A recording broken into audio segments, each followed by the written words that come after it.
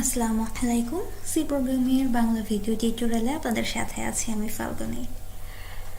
তো আজকের টিউটোরিয়ালে আমরা কোডএবের আরও একটা প্রবলেম সলভ করব, আর প্রবলেমটার নাম হচ্ছে ম্যাক্সিমাম অফ অ্যারে। তো এই প্রবলেমটাতে আসলে কি বলা আছে যে আমাদের 300টা সংখ্যা দেওয়া থাকবে এবং এই 300টা সংখ্যার মধ্যে ম্যাক্সিমাম সংখ্যাটা এবং মিনিমাম সংখ্যাটা আমাদের প্রিন্ট করে দেখাতে হবে।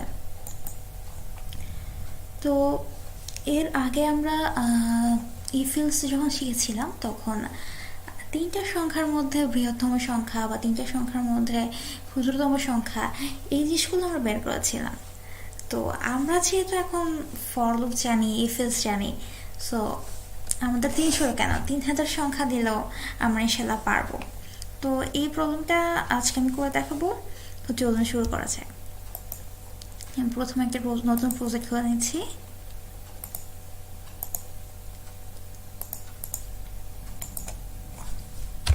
Maximum of array. আচ্ছা,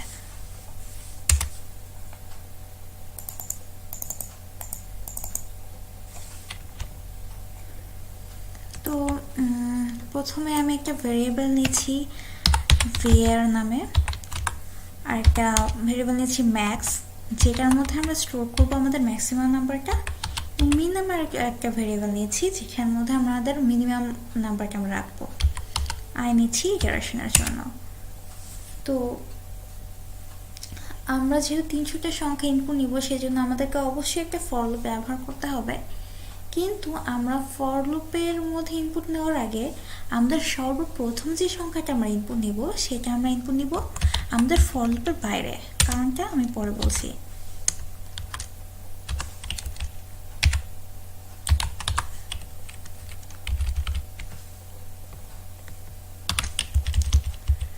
আমরা প্রথম যে সংখ্যাটা ইনপুট নিব সেটা আমরা ম্যাক্সের মধ্যেও রাখবো এবং মিনিমামও ইনিশিয়ালাইজ করব আমরা এই প্রথম সংখ্যাটা দিয়ে।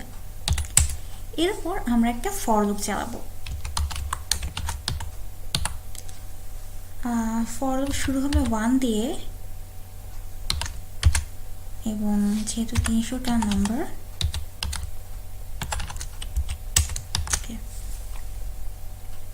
scanf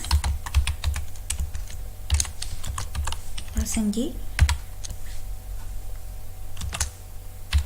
আচ্ছা, আমরা কেন হচ্ছে একটা সংখ্যা ফর লুপের বাইরে ইনপুট নিলাম এবং ফর লুপটা আমরা জেনারেল দেখা যাচ্ছে আমরা 0 থেকে শুরু করি, কেন এখানে 1 থেকে শুরু করলাম?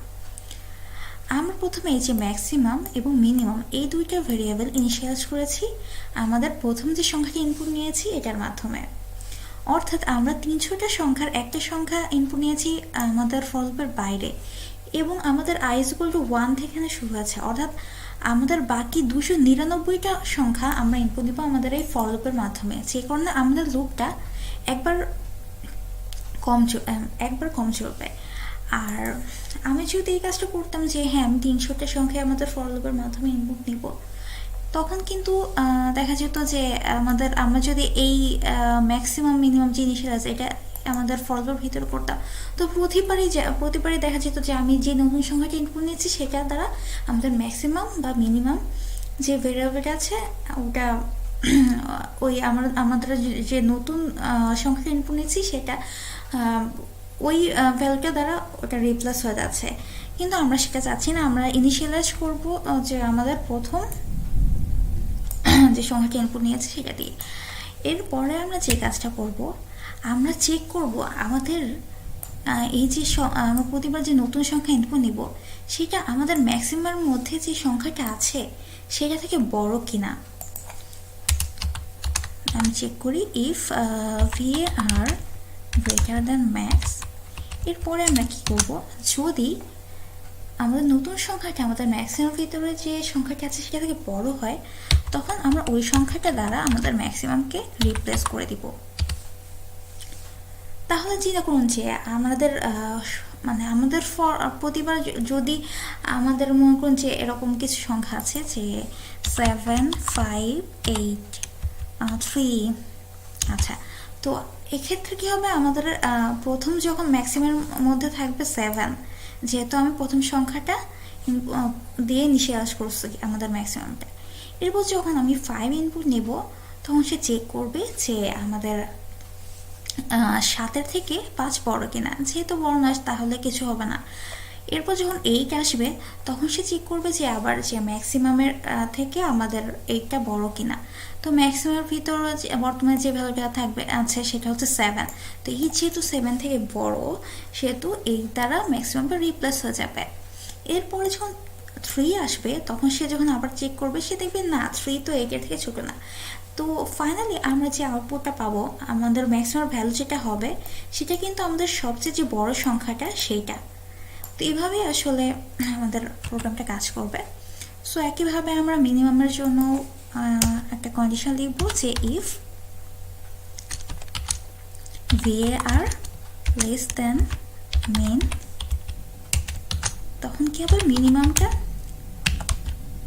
ভেরিয়েবল দ্বারা রিপ্লেস হয়ে যাবে। আচ্ছা,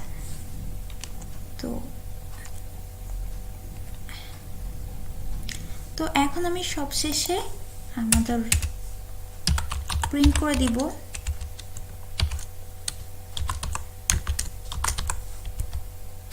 ম্যাক্স অ্যান্ড মিন। ওকে, আচ্ছা, তো এখন আমি আমার প্রোগ্রামটা রান করে দেখি।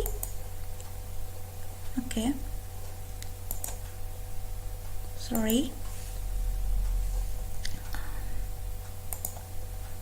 আচ্ছা, আমাদের যে কেস ডাটাটা আছে ওটা আমি কপি করে নিচ্ছি।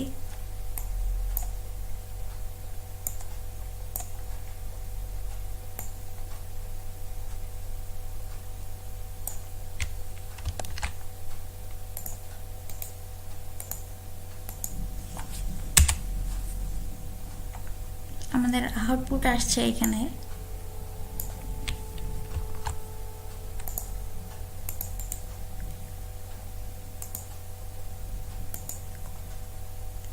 এবার প্রোগ্রামটা কপি করি।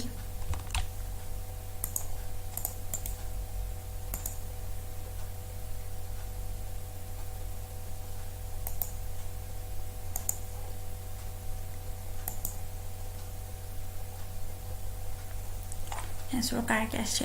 সো আশা করি বুঝতে পেরেছেন যে কিভাবে, এখন তো যদি আমাদের 300 জায়গায় আরও অনেক বড় কোনো সংখ্যা থেকে থাকে, তো আমরা অবশ্যই সবগুলো সংখ্যার মধ্যে ম্যাক্সিমাম সংখ্যাটা অথবা মিনিমাম সংখ্যাটা বের করে ফেলতে পারবো সহজেই।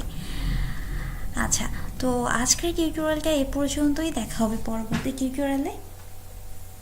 আর সবাই সুস্থ থাকবেন, ভালো থাকবেন, আর অবশ্যই আমার চ্যানেলটা সাবস্ক্রাইব করতে ভুলবেন না। আল্লাহ হাফেজ।